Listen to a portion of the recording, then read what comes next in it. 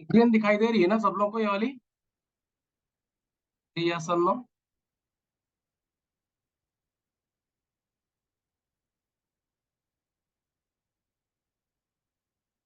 Okay.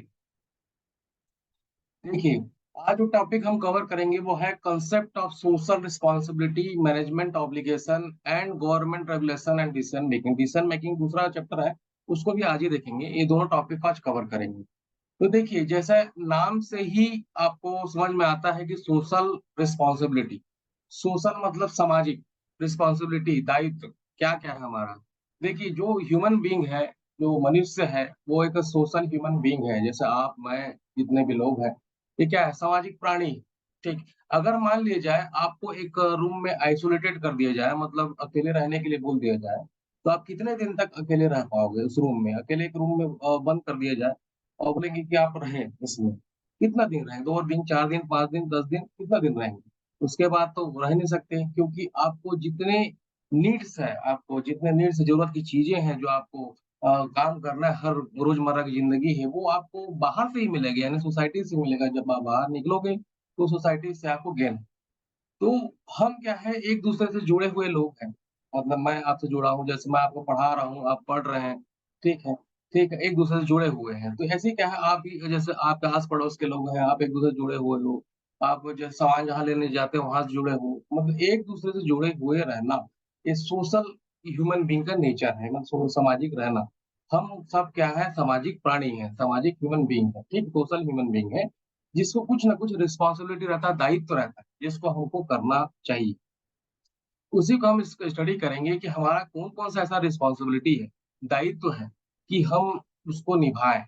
जैसे एक अभी चल रहा था, दिवाली चल रहा था। दिवाली में आप लोग दिवाली मनाए होंगे, छठ पूजा मनाए होंगे, दोनों को अच्छे से मनाए होंगे। तो कुछ लोग उसमें से क्या किए होंगे, कुछ रिस्पॉन्सिबिलिटीज़ बताए होंगे, जैसे कि पटाखा भी फोड़े हैं, बहुत लोग फोड़े फोड़े होंगे।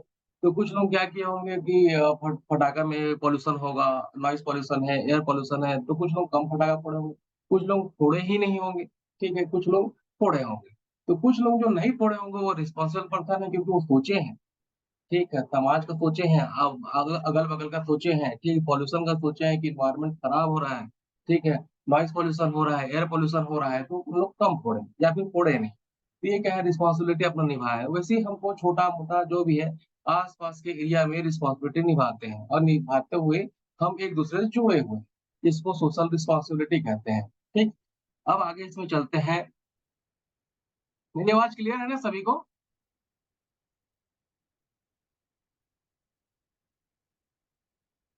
मेरी आवाज़ क्लियर है सबको? आ रही है मेरी आवाज़? ओके। देखिए, सोसाइटी सोशल मतलब तो समझ गए, समाज हो गया। तो समाज में कितने प्रकार के लोग रहते हैं, मतलब कैसे-कैसे, मतलब किसको समाज कहेंगे, ठीक है? अगर हम एक इंडिविजुअल की बात करें, तो हम इंडिविजुअल एक ह्यूमन बीइंग है, तो एक समाज है, एक दूसरा इंडिविजुअल होगा, दूसरे घर में, तीसरे घर में, चौथे घर में।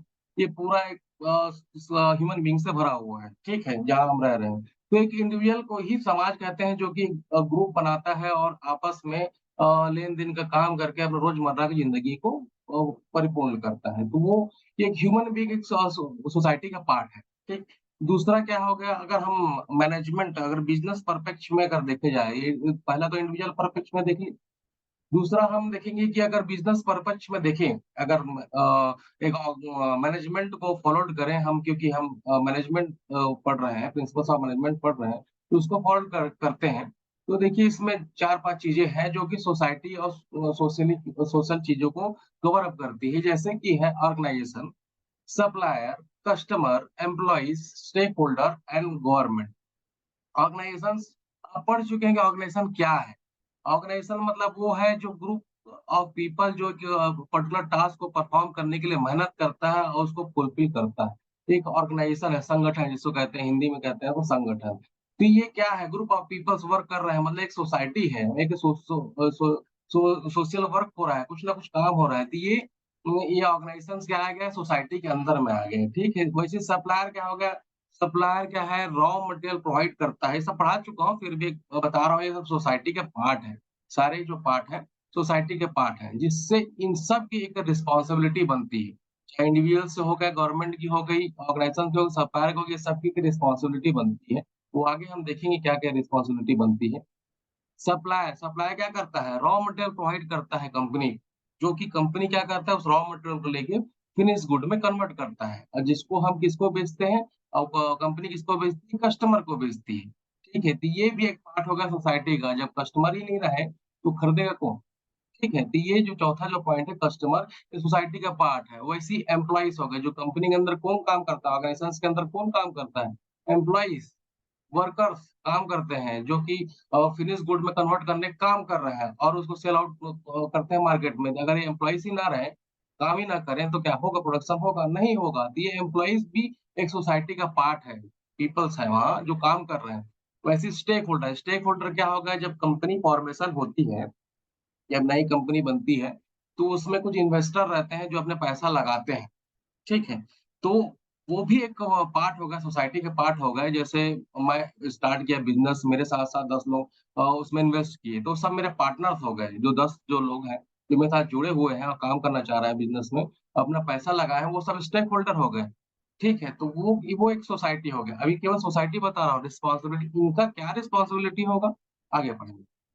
ठीक, गवर्नमेंट हो गया। गवर्नमेंट क्या हो गया? ये भी गवर्नमेंट क्या भी अटैच है अपने बिज़नेस से, जो कि अगर काम नहीं करोगे सही ढंग से, अब अगर जो हमारी कंपनी है वो सही काम नहीं करती है, जैसे मान लो कोई कंपनी पॉल्यूशन ज़्यादा करती है या फिर वेस्ट मटेरियल ज़्यादा निकाल रही है या फिर एयर पॉल्यूशन कर रही है, तो गवर्नमेंट उसको रिस्ट्रिक्ट करता है। ठीक है? वो सोसाइटी के लिए खराब है। तो गवर्नमेंट भी सोसाइटी को देखते हुए, गवर्नमेंट भी एक सोशल समाज है जो कि सोसाइटी को रखते हुए काम करती है। तो ये सारे जो हैं individual, organisation, supplier, customer, employees, stakeholder और गवर्नमेंट, ये सोसाइटी मेक करती है, सोसाइटी बनाती है। अब इस सारे सोसाइटीज़ में जो ये रहते हैं, इनका एक रिस्पॉन्सिबिलिटी या दायित्व होता है। उसी को हम सोशल रिस्पॉन्सिबिलिटी कहते हैं। आगे से बढ़ते हैं, हम क्या है, हम उस सोसाइटी से ये देखिए पहला जो पॉइंट लिखा हुआ, टेक रिसोर्सेज फ्रॉम सोसाइटी। हम सोसाइटी से रिसोर्सेज लेते हैं। जैसे हम बिज़नेसमैन हैं, हमें कंपनी है, मान लीजिए हमें कंपनी है, तो हम सोसाइटी से रिसोर्स लेते हैं। जैसे मेरे को एल्युमिनियम प्रोडक्शन करना है, तो हम रॉ मटेरियल कहाँ से लेंगे? बाहर से, सोसाइटी सप्लायर से लेंगे और वो अपने कंपनी में लेके आएँगे। तभी तो हम उसको फिनिश्ड कन्वर्ट करेंगे फिनिश गुड में। रिसोर्सेज कहाँ से आ रहा है? सोसाइटी से, यानी कि सप्लायर से आ रहा है। ग्रुप ऑफ सप्लायर्स होंगे ना, बहुत सारे होंगे, जैसे ए, बी, सी, डी सप्लायर्स होंगे, वो उसको सोसाइटी मान लेते हैं और वहाँ से क्या होगा, हम अपने पास क्या आ रहा है? रिसोर्स, रॉ मटेरियल आ रहा है, तभी तो हम उस रॉ मटेरियल को कन्वर्ट कर रहे हैं फिनिश गुड में। इसी फिनिश गुड्स को सोसाइटी में वापस सेल आउट कर रहे हैं, बेच रहे हैं। और हम क्या कर रहे हैं, जब बेच रहे हैं, मतलब सोसाइटी, मतलब यहाँ की सोसाइटी का मतलब क्या होगा? कस्टमर हो गए। कस्टमर को बेच रहे हैं, तो हमको क्या हुआ? Profit earning. अब ये अर्निंग हुआ है जो प्रॉफिट, इसमें का कुछ परसेंटेज हमको क्या करना पड़ेगा? इसी सोसाइटी के लिए यूज़ करना है, ठीक है? क्योंकि हम देखिए शुरू कहाँ से हम रिसोर्स प्राप्त कर रहे हैं? सोसाइटी से रिसोर्स ले रहे हैं। तो सोसाइटी से जब ले रहे हैं, सोसाइटी को जब वो गुड फिनिश्ड गुड करके हम सोसाइटी में जब सेल आउट कर रहे हैं, बेच रहे हैं, उससे हम प्रॉफिट इनकम कर रहे हैं। तो उस प्रॉफिट का कुछ परसेंटेज हमारा दायित्व बनता है, रिस्पॉन्सिबिलिटी बनता है कि उस सोसाइटी पर खर्च करें, ठीक है? ये समझ में आया?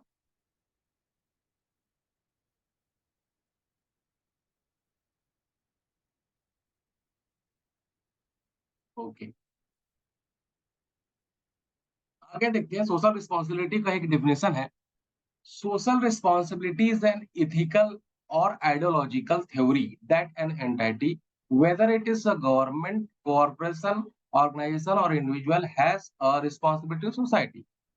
चाहे कोई भी हो, चाहे गवर्नमेंट हो एज अ सोसाइटी, कॉर्पोरेशन हो या ऑर्गेनाइजेशन हो या इंडिविजुअल हो, वो दूसरे सोसाइटी के प्रति रिस्पॉन्सिबल रहता है। ठीक है, उसी को हम पिछले पढ़े हैं अभी। ठीक है। जैसे हम बिज़नेस के परिप्रेक्ष्य में देख लें, तो बिज़नेस के परिप्रेक्ष्य में क्या होगा? हम बिज़नेस चला रहे हैं, तो उस परिप्रेक्ष्य में अगर देखा जाए, तो उसमें क्या-क्या होगा? तो उसमें कुछ पॉइंट्स दिए गए हुए हैं। चेंज द पब्लिक एक्सपेक्टेशन, ये समझ में आ गया रिस्पॉन्सिबिलिटी क्या है? मतलब सोसाइटी के प्रति रिस्पॉन्सिबल, चाहे वो गवर्नमेंट हो, कॉर्पोरेशन हो, ऑर्गेनाइजेशन हो, इंडिविजुअल हो, चाहे कोई भी हो, ठीक है? हम उसके प्रति रिस्पॉन्सिबल हैं, कहीं न कहीं। ठीक है? चाहे बिज़नेस के परिप्रेक्ष्य में ही देख लिया जाए सोसाइटी को या गवर्नमेंट के परिप्रेक्ष्य में दे दिया सोसाइटी को या फिर ऑर्गनाइजेशंस के परिप्रेक्ष्य में दे दी सोसाइटी को या फिर इंडिविजुअल के परिप्रेक्ष्य में सोसाइटी को, ठीक है? हर एक चीज़ एक दूसरे के प्रति रिस्पॉन्सिबल है। केवल हम कॉर्पोरेट की बात करेंगे, केवल हम कंपनीज़ की बात करेंगे, बिज़नेस की बात करेंगे, बाकी इंडिविजुअल इंडिविजुअल की बात नहीं करेंगे। ठीक, तो अभी इसमें जो अगर बिज़नेस की बात करते हैं, तो ये जो पॉइंट्स दिया गया हुआ है आपको स्क्रीन में दिख रहा होगा, change public expectation from business, better environment for business, public image, avoidance of government regulation, problem can become profits and balance of responsibility with power. Business के परिप्रेक्ष्य में अगर हम रिस्पांसिबिलिटी को देखते हैं, तो क्या है? मैं आवाज़ सुनाई दे रही है सब लोगों को? क्लियर है?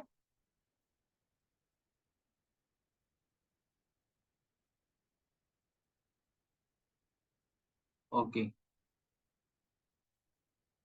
बिज़नेस के परिप्रेक्ष्य में अगर हम देखा जाए तो पहला जो पॉइंट जिसमें कहा गया है change public expectation for business. Business हम रन कर रहे हैं, तो रन करने पर क्या होता है जो भी प्रोडक्ट हम बना रहे हैं, प्रोडक्ट बनाने के बाद उसको सेल आउट कर रहे हैं, मार्केट में सेल आउट कर रहे हैं, तो वो पब्लिक उसको खरीद रही है, यानी सोसाइटी खरीद रही है उसको। तो सोसाइटी जब खरीदेगी जब उसका जो नीड ऑफ रेफरेंस सैटिस्फाइड होगा, अदरवाइज़ खरीदेगी नहीं, कि वो प्रोडक्ट सही बना ही नहीं रहा है तो हम खरीदेंगे क्यों? ठीक है, उसके प्रोडक्ट में कोई क्वालिटी नहीं है, हम नहीं खरीदेंगे।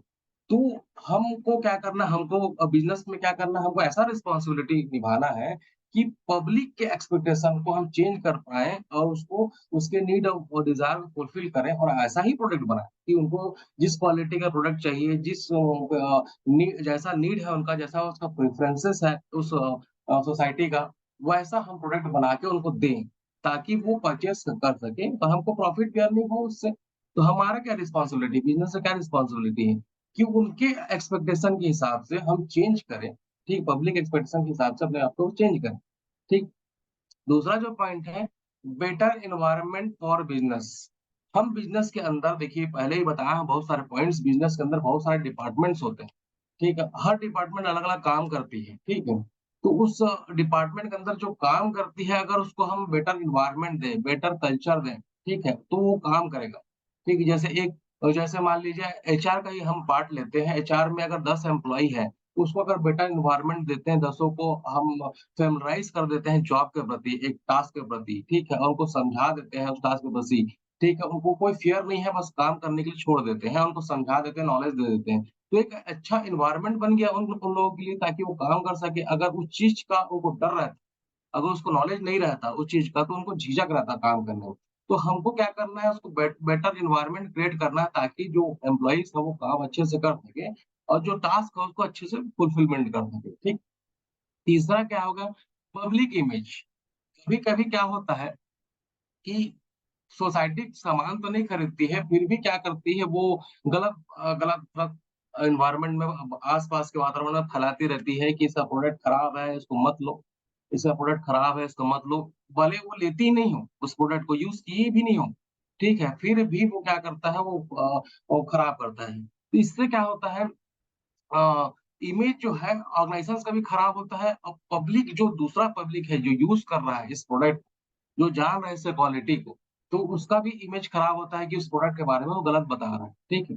तो हमें क्या करना है, हम एज़ अ बिज़नेस परिप्रेक्ष्य में क्या करना है उसको कि वो इमेज जो डेवलप हो रही है पब्लिक के अंदर, उसको पॉज़िटिव ही रखना है, ताकि हम पहले जो पॉइंट्स बताया हूँ कि अगर अच्छा प्रोडक्ट देंगे, अच्छा क्वालिटी का प्रोडक्ट देंगे, तो इमेज बिल्डिंग जो होगा, सही समय पे उनको देंगे प्रोडक्ट्स को, ठीक है? तो क्या होगा, उनका इमेज ही अच्छा डेवलप होगा, तो हमको क्या है पॉजिटिव पब्लिक इमेज बनाना है, नेगेटिव पब्लिक इमेज नहीं बनाना है कि हमारा बिज़नेस खराब है करके नहीं होने लगना चाहिए। ठीक, ये तीसरा पॉइंट है, ये हमारा रिस्पॉन्सिबिलिटी है, ठीक? एक बिज़नेस का सोशल रिस्पॉन्सिबिलिटी है, ये जो पॉइंट्स अभी पढ़ रहे हैं, ठीक है? चौथा जो पॉइंट्स है गौर avoidance of government regulation. Government कुछ रूल्स और रेगुलेशंस बनाती है, ठीक है? अब तब कंपनी खड़ा होता है। मान ली जाए कि ऐसी कंपनी है जो बहुत सारा पॉल्यूटेड कर रहा है और वेस्ट मटेरियल निकाल रहा है, नॉइज़ पॉल्यूशन कर रहा है। ऐसे कंपनी क्या सिटी के अंदर वो सब खोलने की परमिशन गवर्नमेंट देगा? नहीं देगा। वो गवर्नमेंट क्या बोलेगी? आप बाहर जाओ, सिटी से बाहर जाओ, थोड़ा-सा आउटर में जाओ, वहाँ पर खोल लो। ताकि जो सोसाइटी में रह रहे लोगों को प्रॉब्लम क्रिएट ना हो, चाहे वो नॉइज़ के रिलेटेड हो, चाहे वेस्ट मटेरियल के रिलेटेड हो, चाहे एयर पॉल्यूशन जो भी हो। ठीक है, तो वो क्या रेगुलेशन गवर्नमेंट क्या करती है, एक रेगुलेटरी बनाती है, रूल्स रेगुलेशन बनाती है और वो कंपनी को दे देती है कि भई ये नॉर्म्स होना चाहिए आपको, तब आपको कंपनी की आपको लाइसेंस दिया जाएगा खोलने के लिए, अदरवाइज़ नहीं दिया जाएगा। अगर उसको अवॉइडेंस हटाते हैं, उसको मानेंगे नहीं तो हमारा रिस्पॉन्सिबिलिटी तो नहीं है। तो गवर्नमेंट के रेगुलेशन के जो रूल्स रेगुलेशन बनाती है, उसके हिसाब से हमको काम करना है ताकि सोसाइटी को प्रॉब्लम ना हो। चाहे वो एयर पॉल्यूशन से रिगार्डिंग हो, वाटर पॉल्यूशन से रिगार्डिंग हो या फिर नॉइज़ पॉल्यूशन के रिगार्डिंग हो, सोसाइटी को रहने वाले वहाँ आस-पास की सोसाइटी को प्रॉब्लम नहीं होना चाहिए। ये है हमारा मतलब बिज़नेस का सोशल रिस्पॉन्सिबिलिटी। अगला जो पॉइंट है, प्रॉब्लम कैन बिकम प्रॉफिट। देखिए, बिज़नेस का मेन पर्पज़ जो होता है वो तो प्रॉफिट मेकिंग ही होता है, कि उसको क्या है जब बिज़नेस स्टार्ट कर रहा है कोई भी, तो उसको प्रॉफिट ही अर्निंग करना है। लेकिन प्रॉफिट अर्निंग में यदि कोई प्रॉब्लम क्रिएट होता है, ठीक है? तो प्रॉब्लम कहाँ से आएगा? अगर मान लीजिए कुछ आपका प्रोडक्ट सेल आउट नहीं हो रहा है, कुछ उसमें खामी होगी, तभी तो वो सेल आउट नहीं हो रहा होगा, ठीक है? उनका इमेज जो पब्लिक का इमेज वो बदल गया होगा आपके लिए, ठीक है? उस प्रोडक्ट के लिए बदल गया होगा। तो वहाँ प्रॉब्लम आ सकती है। तो उसको उस प्रॉब्लम्स को आपको प्रॉफिट अर्निंग में जो प्रॉब्लम आएगी, उस प्रॉब्लम को आपको हटाना है। चाहे मार्केट के रिलेटेड भी हो, चाहे प्रोडक्ट के रिलेटेड भी हो, चाहे अदर कॉम्पिटिटर इंडस्ट्री या फैक्ट्री या जो भी एक्स-वाई-ज़ेड जो भी कॉम्पिटिटर है अदर, उसके रिलेटेड हो, उस प्रॉफिट अर्निंग के लिए जो भी प्रॉब्लम क्रिएट होगा, उसको हमको अवॉइड करना है, हटाना है। ठीक है? इस प्रॉब्लम को रिमूव करना है। ये हमारा सोशल रिस्पॉन्सिबिलिटी उस बिज़नेस का सोशल रिस्पॉन्सिबिलिटी है। ठीक है? Balance of responsibility with power. Balance of responsibility of power means क्या हो गया? देखिए, जो भी रिस्पॉन्सिबिलिटी ऑफ पावर आपको आपको पढ़ाया हूँ, ठीक है? सेंट्रलाइज़ेशन, डिसेंट्रलाइज़ेशन में, तो सेंट्रलाइज़ेशन में एक पावर रहता है, पावर और राइट्स रहता है कि वो अपने सबऑर्डिनेट्स को काम करवाए नीचे। एक उसको अथॉरिटी रहता है कि वो उसको राइट्स दिया जाता है, पावर दिया जाता है कि अपने सबऑर्डिनेट को काम किया जाए। अदरवाइज़ वो अगर उसको पावर और राइट्स नहीं दिया जाएगा तो काम नहीं कर पाता। तो वो एक रिस्पॉन्सिबल पर्सन हो गया, उस एरिया में, उस समय वो रिस्पॉन्सिबल पर्सन हो गया, तो अपने पावर को नीचे सबऑर्डिनेट को अब पावर मिल गया इसका मतलब ये नहीं कि वो सबऑर्डिनेट को अपना डरा के काम करे या डराए उसको। ऐसा मतलब पावर का मतलब ये नहीं हो गया कि उसको दे दिया गया है तो वो डरा धमका के उसको काम कराए, ऐसा नहीं है। पावर मतलब एक रिस्पॉन्सिबिलिटी दिया गया है ताकि उसको पर्टिकुलर टास्क को सबऑर्डिनेट से काम करा जा सके। ठीक है? यही बैलेंस ऑफ रिस्पॉन्सिबिलिटी बना के रखना है, ये रिस्पॉन्सिबिलिटी है बिज़नेस का। ये जो पॉइंट्स है एक सोशल रिस्पॉन्सिबिलिटी है, एक बिज़नेस के परपेक्स में। ठीक है? ये समझ में आया?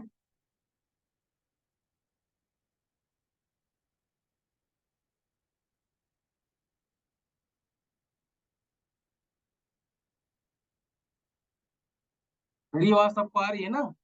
समझ में आ रही है? ठीक, ओके, ओके।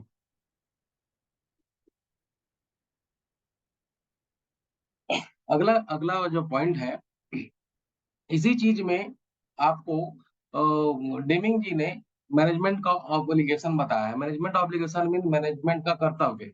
ये रिस्पॉन्सिबिलिटी है मैनेजमेंट का। वही चीज़ जो पॉइंट पिछला विवेक बताया है, उसी चीज़ को ये पॉइंट आउट किया है 14 पॉइंट्स में कि क्या-क्या रिस्पॉन्सिबिलिटीज़ है मैनेजमेंट का। तो देखिए इसमें पॉइंट्स बताया गया हुआ है, 14 पॉइंट्स बताया गया हुआ है। Improvement of product and services. Product और सर्विस का इम्प्रूव डे बाय डे।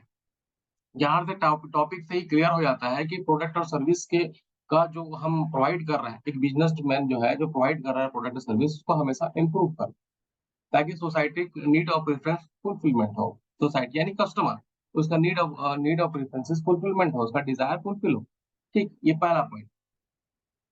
दूसरा point adopt the new philosophy. New philosophy means कुछ नए-नए टेक्निक्स, न्यू फिलॉसफीज़ कस्टमर के अकॉर्डिंग या फिर एम्प्लॉइज़ को चेंजेस के अकॉर्डिंग या सप्लायर को चेंज करना है या एम्प्लॉयी को चेंज करना है या कस्टमर को समझना है। तो नया-नया साइकोलॉजी हमको अडॉप्ट करना चाहिए। ठीक है? ताकि हम एम्प्लॉइज को जिस समय में जो एम्प्लॉइज चाहिए वहाँ इनबिल्ट कर सकें, कस्टमर को समझ सकें, उनके डिजायर नीड को हम समझ सकें, सप्लायर जो एबीसीडी जो भी सप्लायर हो जो हमको मटेरियल सप्लाई कर रही है बिजनेस में उसको भी समझ सकें और जो सही सप्लाई कर रहा होगा उससे हम माल ले सकें। तो ये सब न्यू फिलोसफी हमको अडॉप्ट करना होगा। ठीक।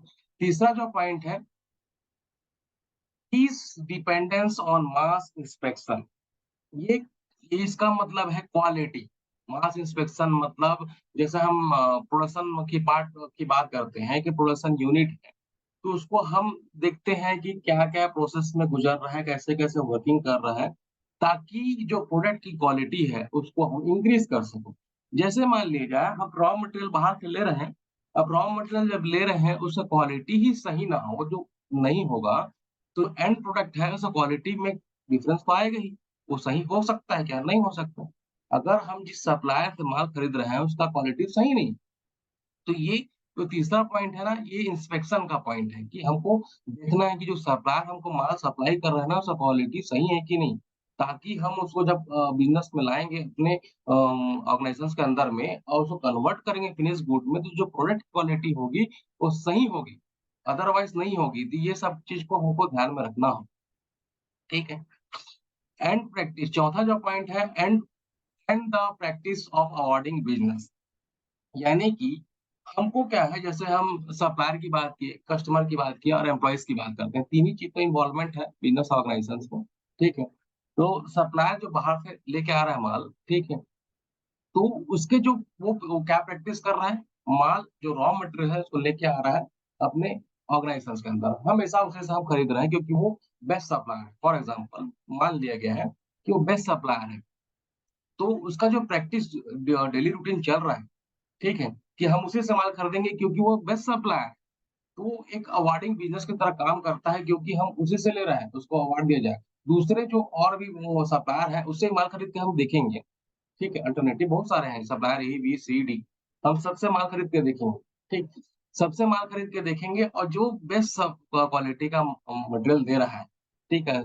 सही कॉस्ट पे दे रहा है, उससे हम रेगुलर प्रैक्टिस बनाएँगे और उसी से हम माल खरीदेंगे। तो ये चौथा पॉइंट उसी को बोलता है, ठीक। 5वाँ जो पॉइंट है इम्प्रूव कंसिस्टेंटली। मतलब क्या होगा कि कंस्टेंटली हमको काम करना होगा, मतलब रुकना नहीं कहीं भी। ठीक, एक काम खत्म हुआ दूसरा काम खत्म हुआ तीसरा काम जैसे मान लीजिए कोई भी फैक्ट्रीज़ होता है, तो क्या देखिएगा प्रोडक्शन जो कर रहे हैं, जैसे एल्युमिनियम फैक्ट्री हो गया, जैसे भिलाई में अपना प्लांट है, आयरन स्टील प्लांट है, तो वो क्या है प्रोडक्शन को रोक देती है क्या? नहीं रोकती।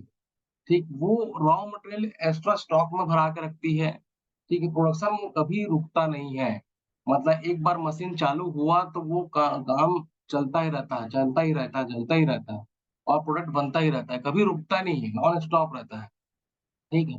तो ये कंसिस्टेंटली को हमको क्या करना है, इम्प्रूव करना है, बराबर एक समान बराबर रख के काम करना है, हमको रुकना नहीं है कहीं भी। एक एग्ज़ाम्पल दिया आपको प्रोडक्शन का, ठीक है? हमको क्या है कंस्टेंटली बना के रखना है, ठीक? अगला जो पॉइंट है इंस्टीट्यूट ट्रेनिंग फॉर स्किल। हमको इस जो एम्प्लॉइज़ का स्किल जो हमारे पास जो एम्प्लॉइज़ हैं, जो काम कर रहे हैं, उस एम्प्लॉइज़ की स्किल को डेवलप करने के लिए एक इंस्टीट्यूट ट्रेनिंग खोल देना है। कई सारी ऑर्गनाइज़ेशंस बहुत सारे ऑर्गनाइज़ेशंस हैं हमारे यहाँ। जैसे हमारे बालको में ही है, एक वोकेशनल ट्रेनिंग इंस्टीट्यूट खोल के रखी है। जिसमें बच्चे क्या है आते हैं जिसमें अलग-अलग डिपार्टमेंट मतलब जैसे कोई कारपेंटरी का काम सीख रहा है, कोई इलेक्ट्रीशियन का काम सीख रहा है, कोई मैकेनिकल काम सीख रहा है। ठीक, ऐसे बहुत सारे कोर्सेज़ कराए जा रहे हैं वहाँ पे, वोकेशनल कोर्सेज़ कहते हैं उसको, ठीक है? उस एम्प्लॉइज़ के लिए तो क्या होता है, ये जो एम्प्लॉइज़ अगर सीखेंगे वहाँ से, एक ऐसा हम अपना एक रिस्पॉन्सिबिलिटी निभा रहे हैं कि उनको एक एक्स्ट्रा नॉलेज दे रहे हैं, सिखा रहे हैं, उनको ट्रेनिंग दे रहे हैं। तो क्या करेंगे जब हम हमारे कंपनी में आएगा, जब उसको नॉलेज हो चुका उस चीज़ को, तो वो बेटर वर्क कर सकता है, काम कर सकता है। तो बहुत सारे कंपनीज़ क्या करता है, ये इंस्टीट्यूट ट्रेनिंग और स्किल डेवलपमेंट के लिए खोलते हैं। जैसे बालको उनमें से एक है, वेदांता वोकेशनल ट्रेनिंग इंस्टीट्यूट के नाम से खोला गया है, जो बालको में। ठीक। अगला जो पॉइंट है, अडॉप्ट एन इंस्टीट्यूट लीडरशिप। समझ में आ रहा है ना? आप लोगों को सुन रहे हो? साउंड कट, आवाज आ रही है? अखिलेश कुमार, आवाज आ रही है?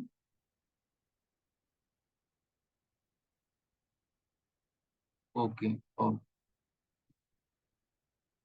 ठीक ठीक। अगला जो पॉइंट है इसमें, वो adopt an institute leadership.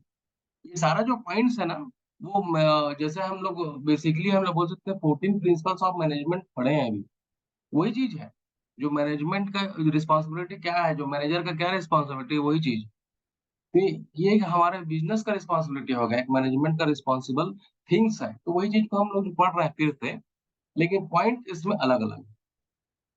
Adopt an institute institute leadership. Leadership आप पढ़े होंगे ऑर्गेनाइजेशन बिहेवियर में, लीडरशिप क्या होता है। एक लीडरशिप क्या होता है? एक जो टीम होता है उसको एक लीडर रहता है जो गाइडलाइन देता है और उसको काम करवाता है। जैसे मान लीजिए 10 मेंबर है, उसमें एक क्या होगा? लीडर होगा। टीम लीडर जिसको कहते हैं। ठीक है, वो टीम लीडर क्या करता है, बाकी अपने सबॉर्डिनेट को गाइड करता है और उसको मोटिवेट भी करता है काम करने के लिए। तो हमको ये पद्धति अपनाना होगा, अडॉप्ट एन इंस्टीट्यूट लीडरशिप। मतलब ये लीडरशिप क्वालिटीज के लोगों को लेके आना होगा अपने ऑर्गेनाइजेशन में, ताकि वो अपने नीचे तबके के लोगों को अच्छा गाइडलाइन कर सके, मोटिवेट कर सके और काम करवा सके। ठीक है। तो अगला जो पॉइंट है, ड्राइव आउट फियर्स। फियर्स मतलब डर। तो डर को हमको भगाना है। ड्राइव आउट फियर मतलब डर को हमको भगाना है, एम्प्लॉइज का डर, डर को हमको भगाना है। जो एम्प्लॉइज हमारे अंदर काम कर रहे हैं उसको एक ट्रस्ट बिल्डिंग कर लेना है, ट्रस्ट बनाना है एक दूसरे के प्रति, ताकि वो क्या होगा, इफेक्टिवली काम कर सके हमारे ऑर्गेनाइजेशन के अंदर। ठीक है, अगर डर रहेगा तो डरते डरते देखिए होगे कोई भी ऑर्गेनाइजेशन में शुरुआत, हम किसी भी ऑर्गेनाइजेशन में ज्वाइन होते हैं, किसी भी कंपनी ज्वाइन होते हैं तो शुरू दिन जाते हैं तो थोड़ा झिझक रहता है, डर रहता है। ठीक है, क्योंकि हम वहाँ के माहौल से फेमिलराइज नहीं रहते हैं। ठीक है, फिर धीरे धीरे क्या होता है, हम क्या फेमिलराइज होते जाते हैं, लोगों से आसपास में बातचीत करते हुए फेमिलराइज हो जाते हैं और एक ट्रस्ट फैक्टर बन जाता है आपस में। तो क्या होगा, हम काम अच्छे से कर पाते हैं। तो ये जो पॉइंट है कि ड्राइव आउट फियर, मतलब डर को हटाना। डर कैसे हटेगा? जब हम एक दूसरे से टच में आएंगे। ठीक है, जो एम्प्लॉइज एक दूसरे के एम्प्लॉइज के बीच में ट्रस्ट में आएंगे, दोनों के बीच में ट्रस्ट बनेगा। ठीक है, तब क्या होगा, काम अच्छे तरीके से हो पाएगा। अगला जो पॉइंट है, break down barrier. Break down barrier मतलब, बैरियर मतलब रुकावट। जो भी रुकावट आता है, चाहे वो कहीं भी प्रोडक्शन से रिलेटेड हो, चाहे वो किसी भी डिपार्टमेंट में हो, कोई भी काम में हो, बैरियर आता है। जैसे मैं एग्जांपल लेता है, प्रोडक्शन में अगर कोई बैरियर आ गया, प्रोडक्शन प्रोसेस चल रहा है, उस काम में कुछ बैरियर आ गए, तो उस बैरियर जो ब्रेक डाउन हुआ है उसको रिमूव करना, सॉर्ट आउट करना, हटाना। ठीक है। अगला जो पॉइंट है, एलिमिनेट स्लोगन। एलिमिनेट स्लोगन का मतलब क्या है? एक स्लोगन मतलब होता है नारा। स्लोगन मतलब होता है नारा। तो एलिमिनेट, हटाना, नारा को हटाना। जैसे आपको एक हंसप्रद बात बताता हूँ। गवर्नमेंट सेक्टर में क्या होता है, जनरली लोग क्या कहते हैं, मतलब कि काम करे कोई और, हम मजे करें, उसका इन सेंस आपको उस वर्डिंग को आप डायरेक्टली नहीं बोल सकता। ठीक है। तो ऐसा स्लोगन कुछ कुछ कंपनी ऑर्गेनाइजेशन में निकाल देते हैं और काम हम धाम कुछ नहीं करते हैं, बस गप्पे लड़ाते हैं, गॉसिप ही करेंगे बस। ठीक है। तो ऐसे चीजों को हटाना है और ऐसे चीजों को लेके आना है, जैसे कि zero defect. Zero defect, just in time, quality management. जैसे हम मैनेजमेंट प्रोडक्शन की बात करते हैं, तो उसमें एक जस्ट इन टाइम होगा। आप अगले सेमेस्टर में इसको पढ़ोगे, just in time quality management क्या होता है, जस्ट इन टाइम क्या होता है। ठीक, जीरो डिफेक्ट। हम ऐसा प्रोडक्ट बनाए जिसमें जीरो डिफेक्ट हो, कोई डिफेक्ट ना हो। ठीक है। जस्ट इन टाइम मीन्स एकदम सही समय पे, सही राइट टाइम में हम प्रोडक्ट डेवलप कर लें और उसको कस्टमर को पहुंचा दें। ठीक है।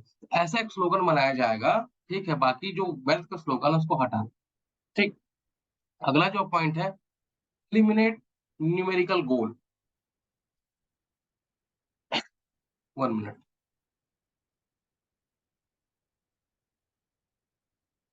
अगला जो पॉइंट है, एलिमिनेट न्यूमेरिकल गोल। न्यूमेरिकल गोल्स इसमें एक पॉइंट दे दिया हो, न्यूमेरिकल कोड्स हो गया, एंड इसको कह सकते हैं मैनेजमेंट बाय ऑब्जेक्टिव और सब्स्टिट्यूट, आपके बुक में दिया होगा देखिएगा। मैनेजमेंट बाय ऑब्जेक्टिव्स आपको पढ़ाया गया, ठीक है। तो मैनेजमेंट जो काम करेगा ऑब्जेक्टिव्स के रिगार्डिंग, ऑब्जेक्टिव्स मतलब उद्देश्य, उद्देश्य के रिगार्डिंग मैनेजमेंट अपना वर्क को करता है। वो ऑब्जेक्टिव सेट करेगा कि ये हमको काम करना है, उसके हिसाब से मैनेजमेंट करता है, ठीक है। तो गोल एक सेट कर देगा, उस गोल के हिसाब से ही काम करना है, अदरवाइज काम नहीं हो पाएगा। वही चीजों को बताया है, बस पॉइंट ऑफ व्यू अलग हो गए हैं, पॉइंट्स अलग हो गए हैं, बाकी वो सेम चीज को ही बताया गया है। अगला पॉइंट रिमूव बैरियर है, बैरियर को हटाना है। अगला पॉइंट है इंस्टीट्यूट विगोरियस प्रोग्राम। इसका जो विगोरियस प्रोग्राम मतलब कि ऐसे बहुत सारे प्रोग्राम चलाया जाए, एजुकेशन प्रोग्राम, ठीक है, ताकि जो ऑर्गेनाइजेशन में जो काम कर रहे हैं उनको क्या होगा, नॉलेज, और उनमें क्या है होगा, इम्प्रूवमेंट होगा और वो काम को कर सकते हैं, ठीक।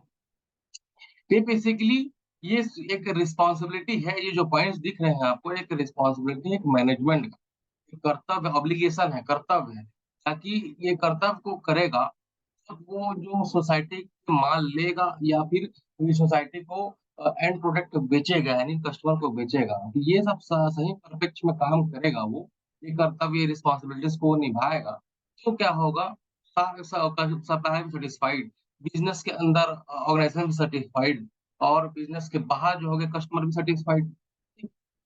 अगला जो पॉइंट है, अगला इसमें आते हैं, समझ में आ रहा है ना, ये क्लियर है?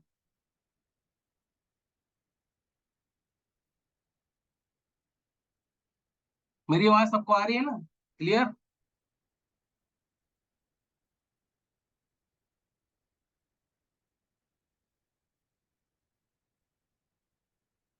Okay, okay. अगला जो पॉइंट है, मैनेजमेंट ऑब्लिगेशन और सोशल रिस्पॉन्सिबिलिटी तो पढ़ लिए, समाज का रिस्पॉन्सिबिलिटी। अगला उसमें एक चीज और जोड़ देते हैं, उसको कहते हैं corporate social responsibility. Corporate social responsibility क्या है?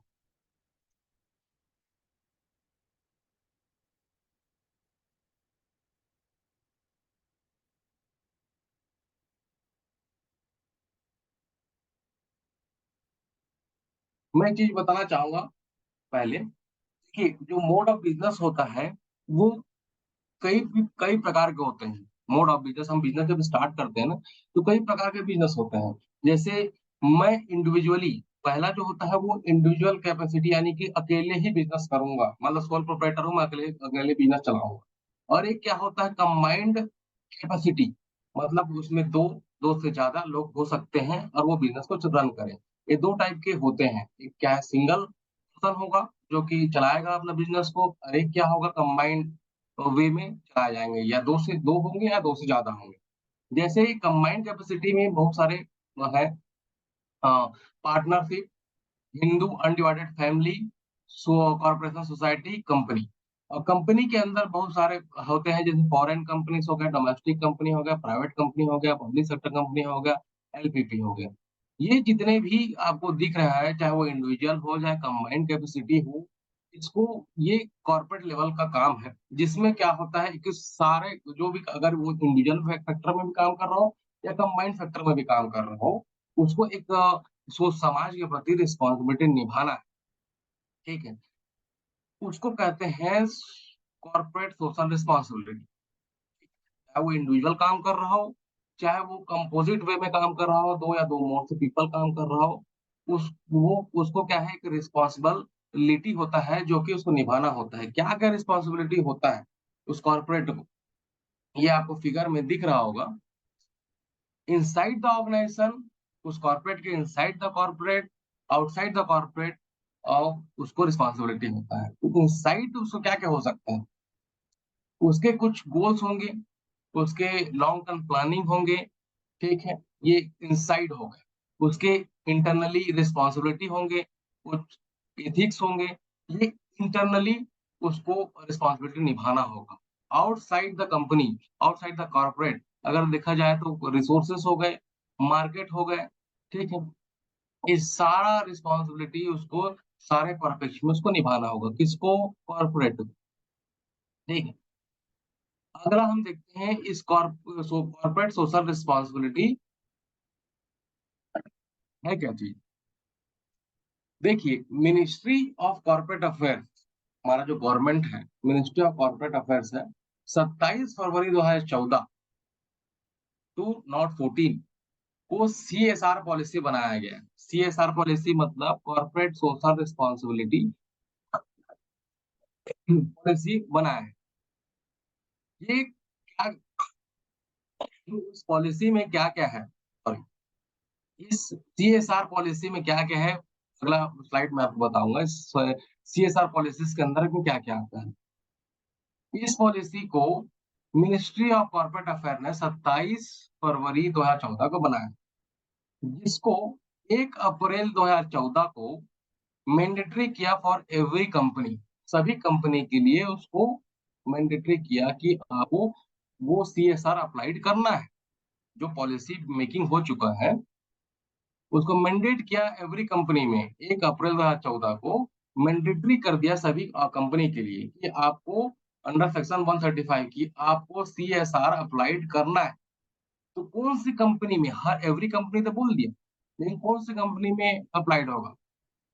जो आपको अभी बताया, चाहे वो सोल प्रोप्राइटर हो या फिर कंबाइंड कैपेसिटी का बिजनेस हो, टू और मोर पीपल, जो भी बिजनेस हो, जिसकी कैपेसिटी, ऐसा बिजनेस जिसकी capacity net worth rupees and equal to 500 crore हो, turnover equal to greater than equal to 1000 crore हो, या फिर net profit equal to greater than equal to 5 crore हो। ये जो 3 पॉइंट्स दिख रहे हैं आपको, ये उस कंपनी में होना चाहिए। या फिर पहला पॉइंट या फिर दूसरा पॉइंट या तीसरा पॉइंट, कोई भी और लिखा हुआ है, देख लीजिए। ठीक है। ऐसा कंपनी जिसका टर्नओवर 1000 करोड़ है या उससे ज्यादा है, ऐसा कंपनी जिसका नेट प्रॉफिट 5 करोड़ है या उससे ज्यादा है, तो उसको सीएसआर अप्लाइड हो जाता है। ठीक। ऐसे कंपनी को सीएसआर फुलफिलमेंट करना है। ठीक है, ये मैंडेटरी कर दिया मिनिस्ट्री ऑफ कॉर्पोरेट अफेयर्स ने। ठीक है, समझ में आया? ये एक्ट बना दिया ना, कंपनी एक्ट 2013 के तहत में, अंडर सेक्शन 135 उसने कंपनी एक्ट बना दिया है कि आपको सीएसआर अप्लाइड करना होगा अपने ऑर्गेनाइजेशन के अंदर में, आपकी कंपनी के अंदर में आओ, अगर ये फुलफिलमेंट है, अदरवाइज नहीं। ठीक है, अगर छोटी कंपनी में, बड़ी कंपनी में है, ये फुलफिलमेंट नहीं हो रहा है तो सीएसआर अप्लाइड नहीं होता। अगर ये फुलफिलमेंट हो रहा है, ये एबीसीडी, एबीसी, अगर ये फुलफिलमेंट हो रहा है तो उसका मैंडेट है कि उसको काम करना है, सीएसआर अपना कॉर्पोरेट सोशल रिस्पांसिबिलिटी निभाना है उसका, अब निभाना है। अगला साइड देखते हैं।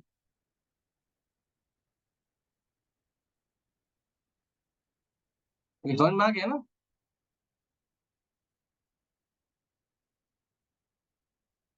यहाँ तक क्लियर है?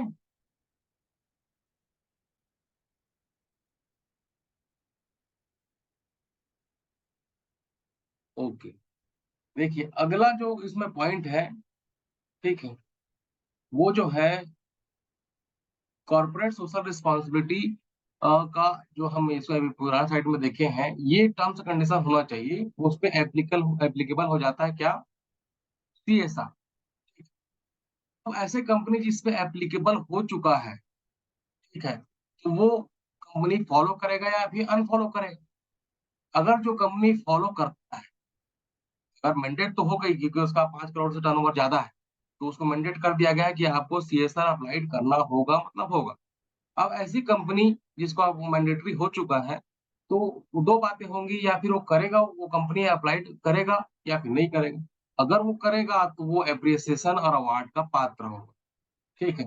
और ये ministry of corporate affairs institute की तरफ से नेशनल सीएसआर अवार्ड 2018 उनको दिया जाएगा। ये कुछ अवार्डेड है, जैसे 4 अवार्ड दिया जाता है उसके एक्सीलेंस वर्क पे, 5 अवार्ड दिया जाता है एक एस्पिरेशनल डिस्ट्रिक्ट पे, 11 अवार्ड दिया जाता है और उनके CSR project in national level पे, नेशनल प्रायोरिटी एरियाज पे। ठीक है, ये अवार्डेड का क्राइटेरिया है, 4, 5 अवार्ड और 11 अवार्ड दिया जाता है। ये नेशनल सीएसआर अवार्ड 2018 के तहत दिया जाता है। जो कंपनी वो सीएसआर को अप्लाइड करती है, ठीक है, काम करती है उस पर, उसको अवार्ड दिया जाता है। और जो कंपनी मैंडेटरी होने के बावजूद भी काम नहीं करती, इफ नॉट फॉलो, तो उसको पेनल्टी प्रोविजन और इम्प्रिजनमेंट यानी सजा का भी प्रावधान है। ठीक है, मतलब ऐसी कंपनी जिसको मैंडेट हो चुका है तो उसको करना ही होगा, फॉलो करना ही होगा। अगर नहीं करेगा तो उसको पेनल्टी प्रोविजन और इम्प्रिजनमेंट का भी प्रावधान है। ठीक है, अगला जो पॉइंट है, देखिए यहाँ पर आपको शुरुआत में बताया था, मिनिस्ट्री ऑफ कॉर्पोरेट अफेयर्स में सीएसआर पॉलिसी बनाया गया। ये सीएसआर पॉलिसी में क्या-क्या इंक्लूडेड होते हैं वो बता। सीएसआर पॉलिसीज में ये सब इंक्लूडेड होते हैं। सीएसआर कमिटेड जो होता है, सीएसआर मतलब जो एक कमेटी बनती है किसी भी ऑर्गेनाइजेशन के अंदर में, अगर जिसका 5 करोड़ 5 करोड़ जिसका प्रॉफिट है, ठीक है, उसको उससे ज़्यादा, तो वो कंपनी को लायबल हो जाता है कि वो इस चीज़ का गठन करे, कॉर्पोरेट सोशल रिस्पांसिबिलिटी डिपार्टमेंट बनाए, ठीक है? और उस गठन में क्या करता है, 2 डायरेक्टर्स होते हैं और कमिटी मेंबर्स होते हैं उस गठन में। और ये जो कमिटी मेंबर्स होते हैं, वो क्या करता है, पॉलिसी को मेक कर बनाता है, ठीक है? Committee member make a policy which is approved by board of directors subjected as in schedule 4। Schedule 7 में इसको दर्शाया जाता है कि यही पॉलिसी पे काम करना है उस सीएसआर डिपार्टमेंट। क्या-क्या पॉलिसी हो सकता है जो बनाते हैं, जिसको मद्देनजर रखते हैं, और वो बोर्ड ऑफ डायरेक्टर क्या करते हैं, उसको अप्रूव करते हैं, भई हमको ये वाला सेक्टर में काम करना है। ये जो है वो दिख रहा होगा आपको 12 पॉइंट्स। इस पॉइंट पे ही आपको काम करना है। जैसे Hungary hunger, poverty, malnutrition for promoting health care, मतलब हेल्थ सेक्टर में, ठीक है, अगर कोई भिखारी है या फिर कोई भूखा बंदा है या फिर माल न्यूट्रिशन है, यानी कि वो कुपोषित है, ठीक है, हेल्थ केयर में आपको इन्वेस्ट करना। देखिए, ये जो 12 पॉइंट बता रहा हूँ, इसी पे ही वो जो सीएसआर डिपार्टमेंट है वर्क करेगा, ठीक है। तो वर्क करने के पहले एक पॉइंट और आपको बताना चाहूँगा कि सीएआर जो अपना प्रॉफ़िट जो होता है, जिस कंपनी के जो प्रॉफ़िट है ना, जितना भी प्रॉफ़िट कमाती है, उसमें से जो मैंडेट कंपनी है, उसमें से 2% वो सीएसआर पे डेवलपमेंट में खर्च करती है। ठीक है, 2%। मान लीजिए 5 करोड़ का टर्नओवर है, वो मैंडेट हो गया वो कंपनी, ठीक है? तो अपना प्रॉफिट का वो 2% क्या करेगा, इन सब चीज़ों पे खर्च करेगा। ये जो पॉलिसी के अंदर ये 12 पॉइंट्स दिख रहा है आपको, इसमें ही वो कोई भी एक पॉइंट को पकड़ लेगा और उसमें उसको डेवलप करने का काम करेगा। जैसे कि पहला पॉइंट हम देखिए, दूसरा पॉइंट हो गया एजुकेशन को प्रमोट करने का काम, ठीक है? स्किल डेवलपमेंट प्रोग्राम चिल्ड्रन के लिए, वुमेन्स के लिए, ठीक है, एल्डर्स के लिए, ये इस पे खर्च करना। वो 2% जो प्रॉफिट का मार्जिन है, वो 2% क्या है, इस पे खर्च कर देना। कोई भी एक पॉइंट को लेके काम कर सकता है, ठीक? कोई कोई कंपनीज़ क्या है, इन सारे पॉइंट्स पे काम कर सकते हैं, जो बड़ी कंपनियाँ हैं, जिसका 5,000, 7,000, 8,000 हज़ार करोड़ जो इसका टर्नओवर है, वो सारे पॉइंट्स में भी काम करती है, ठीक? बेसिकली लेकिन इसी 12 पॉइंट्स में ही काम करना है। ठीक है। तीसरा जो पॉइंट है, promoting gender equality, empowering women, ठीक है? मतलब कि इसको समझ में आ रहा है, जेंडर इक्वालिटी मतलब समाज में जो जेंडर है उसको मेल और फीमेल को इक्वालिटी होके काम करना, और वुमेन को एम्पावर करना, उसको काम करने के लिए प्रेरित करना। इस पे एक प्रोग्राम चला के इसमें इन्वेस्ट करना। ठीक। चौथा जो पॉइंट है, एनवायरनमेंट को सस्टेनेंट करने के लिए, जैसे कि पेड़-पौधे, फ्लोरा मतलब हो गया अपना पेड़-पौधा हो गया, फौना मतलब हो गया एनिमल्स हो गए। इसको संरक्षित करने के लिए वो इन्वेस्टमेंट करना, नेचुरल रिसोर्सेज को संग्रहित करने के लिए इन्वेस्टमेंट करना, सॉइल और वाटर के maintain the quality of soil and water, यानी कि सॉइल मतलब मट्टी और पानी की क्वालिटी को इम्प्रूव करने के लिए कुछ प्रोग्राम चलाना और उसमें इन्वेस्टमेंट करना। इन्वेस्टमेंट रेगुलरली नहीं कर सकते। उसको अपना प्रॉफिट का 2% दे रहा है तो इसको इन्वेस्टमेंट नहीं करते, उसको करना ही होगा। ठीक है? उस समाज के लिए उसका दायित्व है, रिस्पॉन्सिबिलिटी है, उसको करना है। ठीक। पांचवा जो पॉइंट है, protection of national heritage art and culture. मतलब जैसे कि देखिएगा ताजमहल जो है अभी बहुत पॉल्यूशन के कारण क्या होता है, गंदा हो जाता है। वहाँ इंडस्ट्री लगी हुई है, धुआं निकल रहा है, धुआं निकलने की वजह से क्या होगा, वापस गिरती है, वो ब्लैक हो जाता है। तो उसको भी साफ सफाई कराने का काम, ठीक है, वो भी एक सीएसआर के अंडर में आता है। ठीक है, ऐसे नेशनल हेरिटेज ताजमहल हो गया, लाल किला हो गया, ये सब को रेनोवेट करना, अच्छे से उसको साफ-सफाई करके रखना, जो कल्चर है उसको अच्छे से रखना, ये इसमें जो पैसा लगाती है सीएसआर का, ये लगा सकती है इसमें। अगला जो पॉइंट हो गया, measure of for the benefit of armed force and war widows. जो लड़ाई झगड़े जो आर्मी होते हैं अपने, उसमें जो आर्मी से निकलने के बाद, मतलब आर्मी में है, आर्मी का कुछ 10 या 15 साल वर्किंग रहता है, उसके बाद निकल जाता है। तो आने के बाद या फिर शहीद हो जाते हैं, तो उनकी जो वाइफ जो है, वार विडोज, उनके बेनिफिट्स के लिए काम करना, ये भी सीएसआर का रिस्पॉन्सिबिलिटी, ठीक है, उस डिपार्टमेंट में काम है। अगला जो पॉइंट है, training training to promote rural sports. Rural का मतलब गाँव का स्पोर्ट्स, उसको प्रमोट करना, गाँव में खेल कराना, ठीक है? तो छोटे-छोटे गाँव में चले जाना, वहाँ पास उनको प्रोत्साहन करने के लिए उनको फुटबॉल करा देना या फिर बैडमिंटन करा देना, क्रिकेट करा देना, उनको ट्रेनिंग देना, उनको प्रमोट करना, उनको खेल के प्रति जागरूक करना, ये भी एक शिक्षा का पार्ट है, वो भी काम कर सकता है। ये पॉलिसी में मेक है ना 12 पॉइंट। अगला point, contribution to the prime minister national relief fund. Calamities हो जाते हैं, जिसमें prime minister national relief fund से उसको कवर अप किया जाता है, ठीक है? तो उसमें भी कंट्रीब्यूट करना, उसमें अगर हम पैसा दे दें, ठीक है? अगला जो पॉइंट है, fund provided to technology incubator, यानी कि टेक्नोलॉजी की इम्प्रूव करने के लिए पैसा लगा लेना, पैसा दे देना, इम्प्रूव करने के पैसा दे देना, वो हो सकता है। अगला जो पॉइंट है, रूरल डेवलपमेंट प्रोजेक्ट, रूरल गाँव के कुछ डेवलप करने के लिए, रोड बनाने के लिए, सड़क सड़क बना लिए या फिर कुआँ बना लिए, और उसके डेवलपमेंट के लिए हाउसेस बना के उनको दे रहे हैं, ठीक? तो उनके डेवलपमेंट के लिए कुछ काम करना, उन गाँव के स्किल को जो रह रहे लोग हैं, उसके स्किल के लिए कुछ काम करना, कि उनको रोज़गार देना है, तो उनको कुछ स्किल डेवलप करा दिया जाए, कुछ नॉलेज दे दिए जाए, ताकि वो रोज़मर्रा की ज़िंदगी में काम कर सकें और उससे कुछ अर्निंग भी कर सकें। ऐसा कुछ डेवलपमेंट रूरल एरिया में करना और उसमें इनको पैसा लगाना, उसमें लगा सकते हैं सीएसआर। 11वां जो पॉइंट है, slum area development. Slum area मतलब झोपड़पट्टी, झोपड़पट्टी में जो उस एरिया को डेवलप करना, ठीक? उसमें पैसा अपना लगा देना, ठीक? लास्ट जो पॉइंट है, disaster management including relief and rehabilitation. मतलब मान लीजिए कुछ नेचुरल कैलामिटीज हो गया, भूकंप आ गए, अर्थक्वेक आ गया, सुनामी आ गई, ठीक है, उसमें जान माल का हानि हो गया, तो वहां पर अपना अपना सेवा प्रदान कर देना, ठीक है, इन्वेस्ट कर देना, ठीक है, 2% जो अपना फंड उसको लगा देना। तो ये जो 12 पॉइंट है, इसी पे पॉलिसी मेक्ड होगा, बनेगा, ठीक है? और इसी पे ही काम करेगा वो कंपनी, वो कॉर्पोरेट, ठीक? समझ में आया आप लोगों को?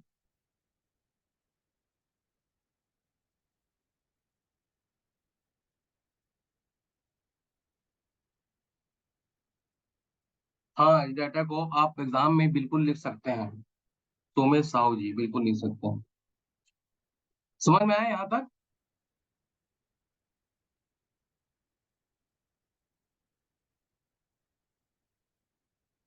हुँ।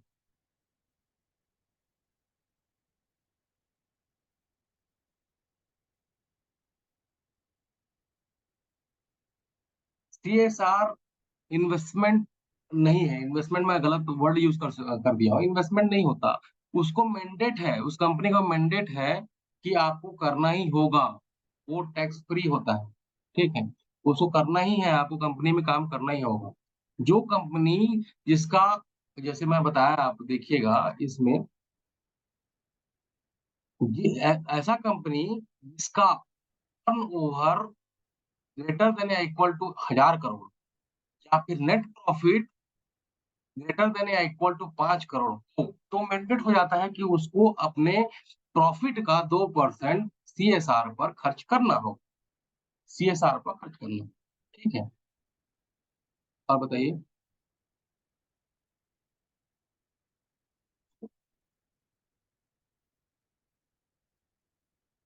ओके, क्लियर है सबको?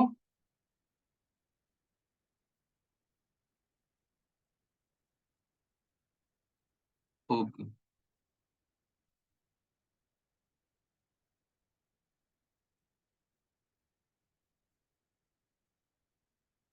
जल्दी जल्दी हम डिसीजन मेकिंग में आ जाते हैं। यहाँ से समझ में आ गया क्लियर? किसी को डाउट पूछ सकते हैं?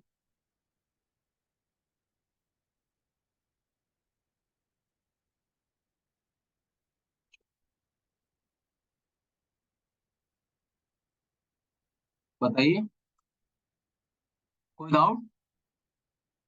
क्लियर है?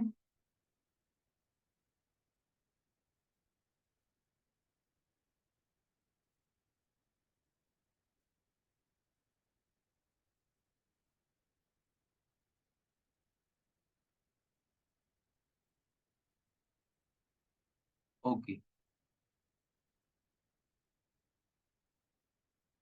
देखिए अगला जो है, हम ये स्क्रीन दिख रही है कि नहीं दिख रही है अभी आप लोग? आवाज आ रही है ना मेरी? से यस और नो? यस। ठीक, अगला जो इसमें देखते हैं वो है डिसीजन मेकिंग। डिसीजन मेकिंग क्या है? डिसीजन मेकिंग मतलब कुछ भी चीज को डिसाइड करना। मान लिया जाए आपको बिलासपुर से रायपुर जाना है, रास्ते एक है, आपको चॉइस दे दिया गया है कि आप साइकिल से जाएं, बाइक से जाएं, कार से जाएं, ट्रेन से जाएं या फिर एरोप्लेन से जाएं। तो आप इतने सारे अल्टरनेटिव में बेस्ट को चूज करेंगे जिसमें आपका पैसा भी कम लगे, समय भी कम लगे और आप बिलासपुर से रायपुर पहुंच जाएं। तो उनमें से आपके विवेक के अनुसार, आपके प्रेफरेंस के अनुसार आप चूज करेंगे एक ठो ऑप्शन। मान लीजिए आपकी एबिलिटी ये है कि आपको जल्दी जाना है, ठीक है, तो आप उस पैसा दे सकते हैं। जैसे आप एरोप्लेन की हो गई कि आध 1 घंटे में पहुँचा देगा। ठीक है, जैसे मान लीजिए आप साइकिल से जाएँगे तो 4 घंटा लगेगा, बाइक से जाएँगे तो आपको 3 घंटा लगेगा, कार से जाएँगे तो 2 घंटा लगेगा, एरोप्लेन से जाएँगे तो 1 घंटा लगेगा। तो आप इस सारे अल्टरनेटिव में आप चूज़ कर लीजिए, कर लेंगे खुद से कि हमको करना क्या है। आपके पास अल्टरनेटिव आ गया, बहुत सारे अल्टरनेटिव आ गए, ठीक है, डिसाइड कर आपको खुद को करना होगा कि आपको बिलासपुर से रायपुर कैसे जाना है। इकोनॉमिकली कि आपके पास जितने पैसे हैं, उसके हिसाब से भी, ठीक है, आपके जो प्रेफ़रेंसेस है उसके हिसाब से आपको डिसीज़न लेना है। वही चीज़ बताया गया है डिसीज़न मेकिंग में। Decision making is the study of identify and choosing alternative based on the value and preference of decision making. अपने वैल्यू, अपने प्रेफ़रेंस के हिसाब से बहुत सारे अल्टरनेटिव है, उस अल्टरनेटिव से आपको चूज़ करना है एक। प्रॉब्लम क्या हो गया, जैसे एग्जांपल दिया, बिलासपुर से हमको रायपुर जाना है, स्टडी ऑफ आइडेंटिफाई, आइडेंटिफाई कर लिए कि हमको बिलासपुर से रायपुर जाना है, ठीक है। अब बिलासपुर से रायपुर जाने के लिए बहुत सारा अल्टरनेटिव ढूँढ लिए कि साइकिल, कार, बस, ट्रेन, एरोप्लेन। ये चूज़िंग ऑफ अल्टरनेटिव, ये बहुत सारे माध्यम हैं जिससे हम बिलासपुर से रायपुर जा सकते हैं। अब आपको आपके वैल्यू और आपके प्रेफ़रेंस के हिसाब से उसको चूज़ करना है कि आप किसमें प्रेफ़र करेंगे और आप डिसाइड कर लेंगे कि मुझे भैया बस से जाना है, ठीक है, इकोनॉमिकल भी ठीक है और इतना घंटे पहुँचा देगा मैं ठीक है। तो ये आप डिसीज़न ले लिए कि मुझे बस में जाना है। तो ये ही डिसीज़न मेकिंग कहता है।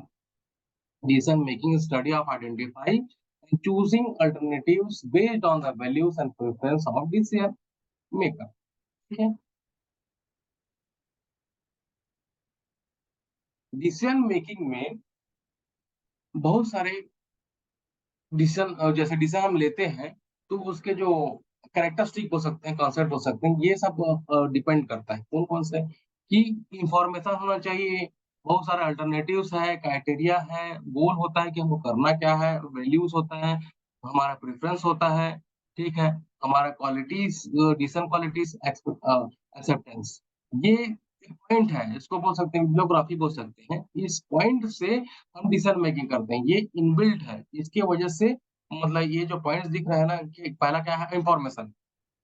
तो हमारे पास इन्फॉर्मेशन होगा, कि बिलासपुर से रायपुर हम कैसे-कैसे जा सकते हैं, बस से जा सकते हैं, कार से, तो पहले इन्फॉर्मेशन चाहिए। दूसरा अल्टरनेटिव्स है, एक बस से है, कार से, बाइक से, किसी से भी जा सकते हैं। तो उसमें से बेस्ट क्राइटेरिया को चूज़ करना है।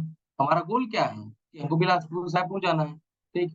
हमारा वैल्यू, हमारा प्रेफ़रेंस क्या है कि हमको बस से ही जाना है कि और दूसरा चीज़ों से नहीं जाना है, क्योंकि हम इकोनॉमिकली वीक हैं, वो एरोप्लेन से नहीं जाएँगे, बस से जाएँगे, ठीक? तो ये हमारा डिसीज़न क्वालिटी है। और उसी को एक्सेप्ट करते हैं।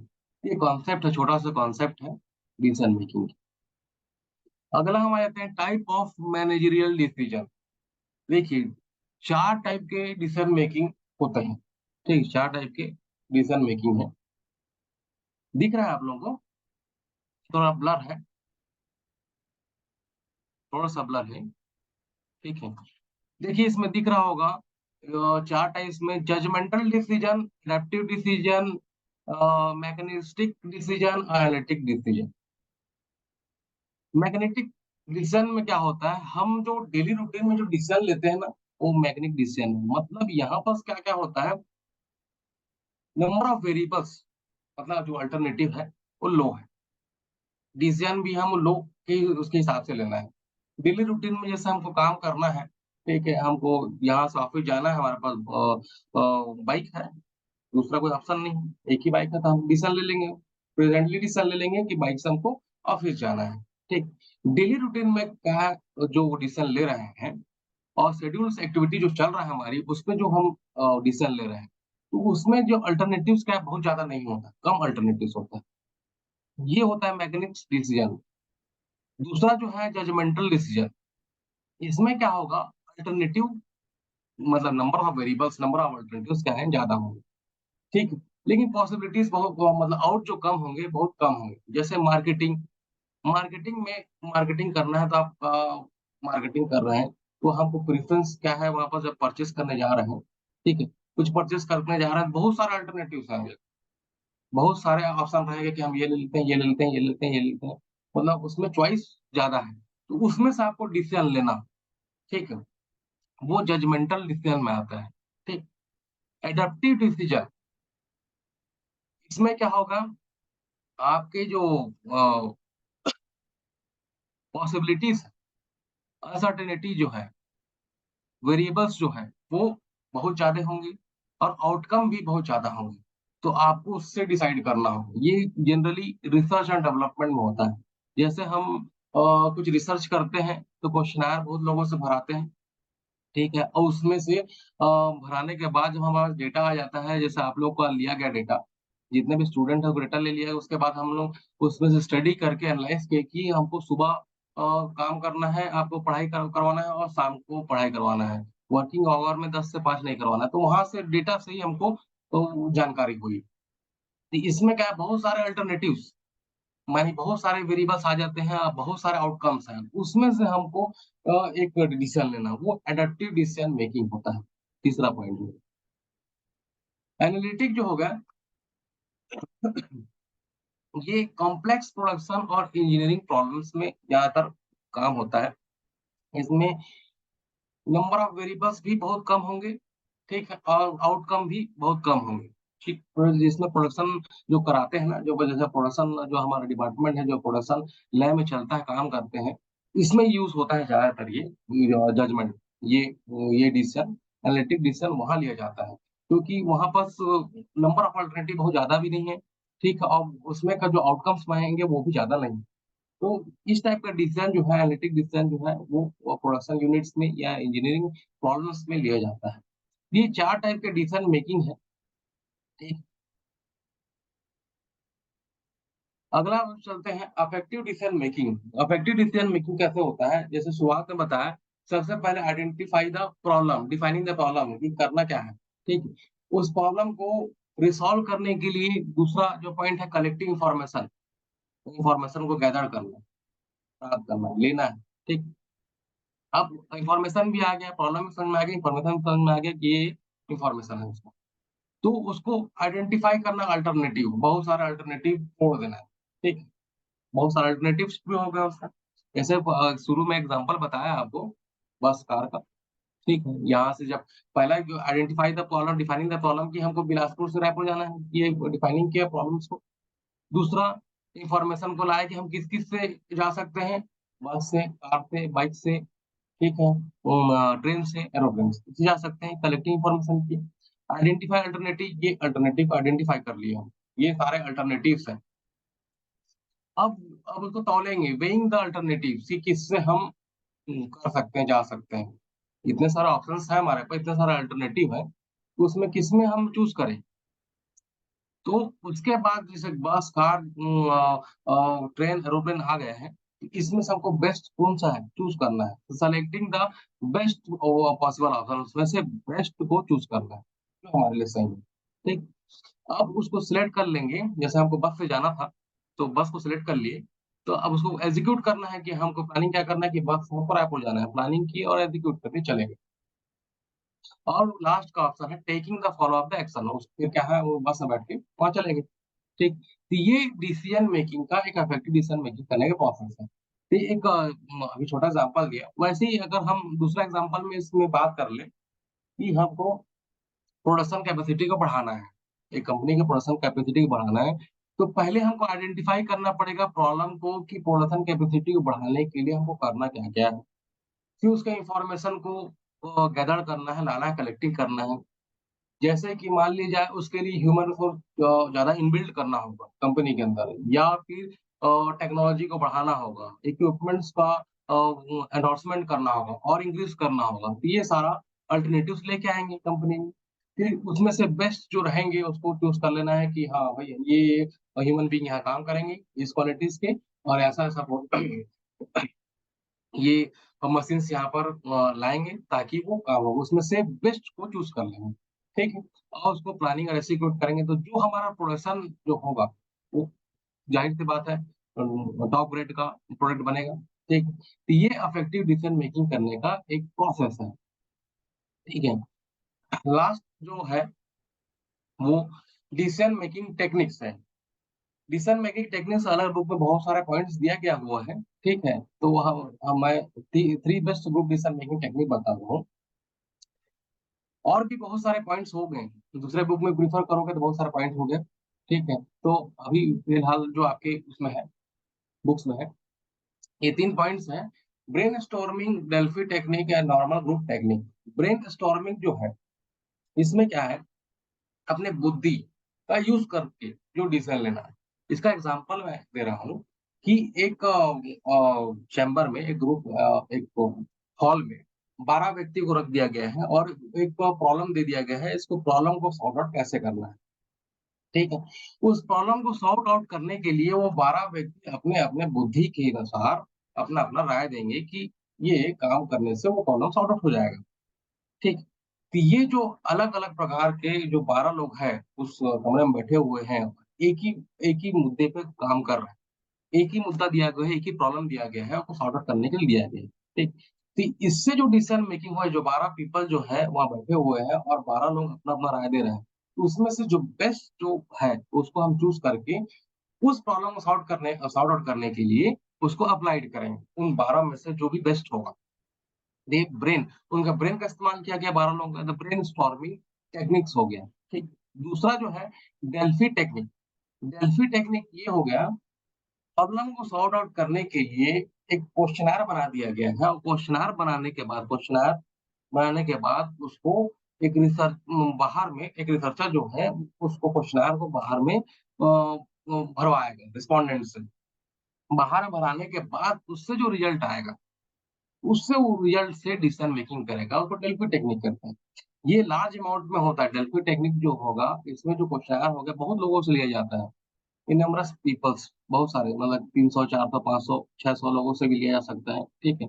और वहाँ से वो जो डेटा आएगा, उसमें से एनालाइज़ करके जो फाइंड आउट करेगा, तो वो जो डिसीजन मेकिंग होगा, वो डेल्फी टेक्निक कहलाता है, ठीक?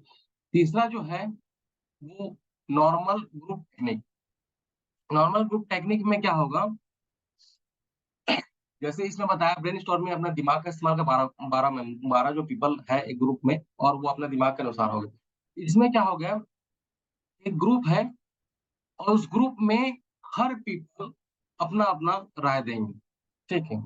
अब कलेक्टिवली कलेक्टिवली उस सारे मेंबर्स का डिसीजन को मान के जैसे मान लिया जाए, फॉर एग्जांपल एक कोई प्रॉब्लम दे दिया गया है कि इसको सॉर्ट आउट करना है, कैसे करना है। तो एक मेंबर 5 पॉइंट लिखा कि ये पद्धति से इसको सॉर्ट आउट कर सकते हैं, दूसरा ग्रुप का पीपल ये लिखा होगा कि इस टाइप से कर सकते हैं। तो ग्रुप में जो भी डिसीजन हुआ, मतलब ग्रुप में 8 लोग को 10 लोग कुछ भी हो सकते हैं, तो उनमें जो डिसाइड किया गया तो वो सारे पॉइंट को लेकर एक कंपोजिट वे में डिसीजन लेना, वो कहलाता है नॉमिनल ग्रुप टेक्निक। ठीक, यहाँ केवल सिंगल पर्सन का ब्रेन का यूज किया गया, सिंगल 12 में से एक का यूज किया गया। ठीक है, और यहाँ पर क्वेश्चनर का यूज किया गया, और यहाँ पर जो है वो पूरा ग्रुप का यूज किया गया और उससे डिसीजन लिया गया। ये डिसीजन मेकिंग का 3 शॉर्ट डिसीजन मेकिंग टेक्निक्स है। समझ में आ गया?